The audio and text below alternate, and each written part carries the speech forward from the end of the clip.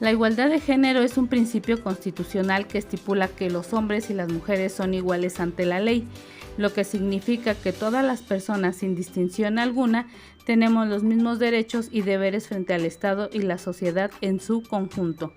En México existe una enorme desigualdad de género. 6 de cada 10 mujeres aproximadamente son víctimas y expuestas a ser limitadas por el simple hecho de ser mujeres. Seguramente no existe una medida especial en donde se pueda apreciar la discriminación hacia la mujer y en algunos casos hacia los hombres. Sin embargo, culturalmente como sociedad nos hemos dado a la tarea de construir esa discriminación, formando patrones a las organizaciones políticas y económicas, incluso familiares. También a lo largo de nuestra existencia hemos buscado la manera de mejorar como sociedad, cambiar para tener una mayor igualdad, tanto hombres como mujeres, dejando atrás tantas injusticias e ineficiencias, sin darnos cuenta que somos como robots, siguiendo patrones de vida que hemos generado. ¿Qué significa la equidad de género? Pues este término es una cuestión de justicia y la distribución justa de los recursos y del poder social en la sociedad. La equidad de género permite brindar a las mujeres y a los hombres las mismas oportunidades, condiciones y formas de trato, sin dejar a un lado las particularidades de cada uno de ellos, que permite y garanticen el acceso a los derechos que tienen como ciudadanos. ¿Para qué nos sirve la equidad de género? Pues es una herramienta de análisis que nos permite identificar las desigualdades de trato y oportunidades entre mujeres y hombres. También es útil para proponer cambios en la organización y estructura de las instituciones y concientizar a las mujeres de la importancia de conocer y ejercer sus derechos. ¿Qué debemos entender por los estereotipos de género? Son creencias sociales construidas entre hombres y mujeres. Dichas construcciones se elaboran y se refuerzan mediante refranes y canciones. Mi nombre es Abraham y a continuación yo les hablaré sobre la libertad religiosa. La libertad religiosa es el derecho de todas las personas de tener o no tener creencias religiosas y de vivir conforme con esas creencias. Se trata de un derecho fundamental que pertenece a todos los seres humanos solo por el hecho de serlo. Garantiza que todas las personas puedan adoptar libremente la religión que deseen, cambiar de religión si así lo quieren, manifestar sus creencias religiosas y vivir conforme con ellas. La libertad religiosa, por ejemplo, significa que una persona pueda estudiar, trabajar, vestirse, descansar conforme a sus propias convicciones íntimas. Soy Dulce María y les voy a hablar sobre el tema de la libertad religiosa. La libertad es servir a nuestro prójimo sin temor de ser multado o castigado por el gobierno. La libertad religiosa es libertad de un individuo de creer lo que él o ella desee creer. Son guiados por la fe y la oración. La libertad religiosa debe ser respetada. En el artículo 18 consagra que la libertad religiosa, toda persona tiene derecho a la libertad de pensamiento, de conciencia y de religión. Este derecho incluye la libertad de cambiar de religión o de creencia, así como la libertad de manifestar su religión. Nosotros hablaremos sobre la búsqueda del sentido. Mientras que el pensamiento griego busca el ser y el pensamiento moderno persiguió una verdad racional, el pensamiento contemporáneo puede caracterizarse como una búsqueda del sentido. Esta búsqueda no se restringe al ámbito humano de mi vida o de la vida humana en general. Se dirige también al resto del mundo biológico y al mundo en su totalidad. Según Viktor Frankl, muchas veces nos centramos tanto en cambiar nuestras circunstancias que nos olvidamos del enorme poder que tenemos para disfrutar del presente, pase lo que pase. Uno de los mayores exponentes de esta idea fue el neurólogo y psiquiatra austríaco Viktor Frankl. A partir del relato de sus experiencias en un campo de concentración, este autor explica en su libro El hombre en busca del sentido la experiencia que llevó a crear la egoterapia, una psicoterapia desde la que se propone la voluntad del sentido como motivación primaria del ser humano. Viktor Frankl prisionero durante mucho tiempo, sintió en su propio ser el significado de una existencia desnuda. Ahora bien, ¿cómo pudo aceptar la vida era digna de vivirla? Un hombre que todo lo había perdido, que había visto destruido todo lo que valía la pena, que parecía un hombre frío, brutalidades sin fin y que tantas veces estuvo a punto de exterminio. Y sin embargo, Frank consiguió encontrar el sentido a su existencia. Mi nombre es Gualberto Pineda Juárez. Me tocó hablar sobre la búsqueda del sentido. Vivir en la búsqueda del sentido, le damos sentido a la vida, respondiendo a las preguntas que nos hace. La vida nos plantea a cada persona un desafío y las personas solo pueden responder con sus propias acciones. Lo que uno espera de su existencia no importa. Lo que es importante es lo que ésta espera de uno.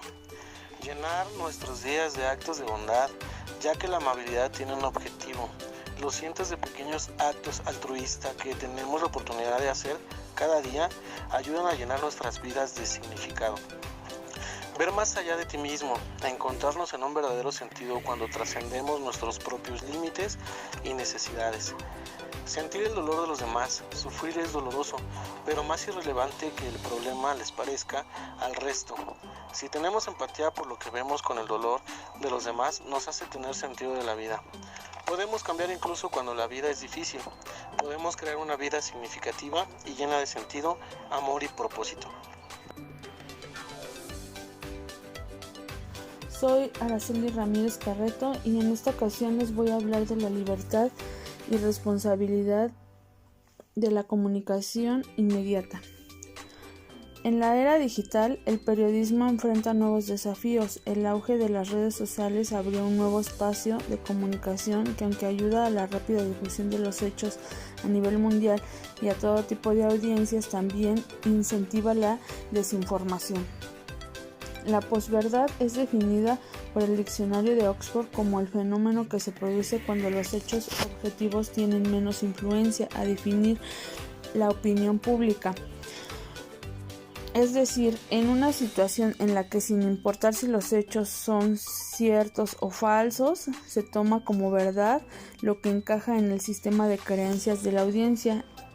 Esto se observa en los artículos y productos de multimedia en las redes sociales, donde la información se puede hacer viral sin necesidad de ser verificada y puede terminar haciéndose creer que lo que dicen es cierto, solo porque se produce en una emoción en la cual nos identificamos. En este contexto, la prensa enfrenta numerosos retos nuevos, entre ellos reconquistar la confianza del público y cumplir con su misión vital que lo aseguran. Soy Guadalupe Rico y les hablaré de la libertad que tenemos hoy en día de comunicarnos a la brevedad por medio de las redes sociales.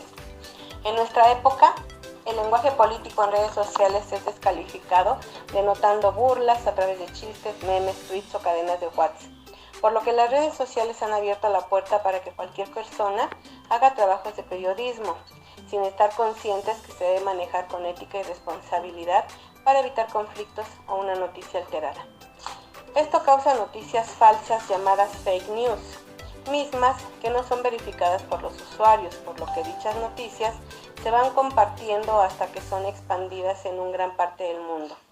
Estas fake news son utilizadas con fines comerciales, políticos o bien únicamente para alterar a la población, causando un ejercicio de libertad malentendida, provocando crisis y conflicto social por falta de ética civil.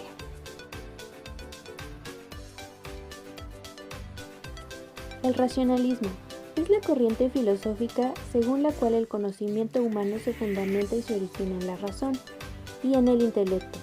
En ella están, desde que nacemos, los principios primordiales de las ciencias y de la moral, postulados a los que se denominan ideas innatas. Las verdades necesarias y universales no pueden basarse en las experiencias, porque no hay posibilidad de ninguna experiencia que sea infinita, ilimitada o absoluta, y porque lo que más pone en contacto con la experiencia son los sentidos, que si me engañan algunas veces, no puedo asegurar que no me intenten engañar siempre. Por consiguiente, se debe afirmar que las necesidades y universalidad de las verdades filosóficas y científicas se extrae de la propia razón, que es independiente de la experiencia. Asimismo, todos los conocimientos se deben deducir de las ideas innatas, utilizando para ello el método matemático, que es el más infalible y preciso. En cuanto a los límites del conocimiento, los racionalistas afirman que el conocimiento humano puede ser ilimitado. Si usamos bien la razón, podemos alcanzar cualquier conocimiento. Esta doctrina tiene como representantes a Platón, Descartes, entre otros más. La absoluta ignorancia es consecuencia de la absoluta inconsciencia. El nivel de la conciencia es directamente proporcional a desplazar la información por el conocimiento. La información abunda incluso sobre los mismos fenómenos que se analizan. El conocimiento es concreto, frío, habitual. En ello va la operabilidad del espíritu sobre el cuerpo. Por ello es una afirmación categórica decir que el cuerpo es solo una prisión temporal del alma, que cuando conecta conciencia con espíritu logra irradiar conocimiento. Los límites de la búsqueda del conocimiento realmente no existen, ya que el ser humano es buscador y a cada paso que da no se limita en la búsqueda del conocimiento diaria en su vida.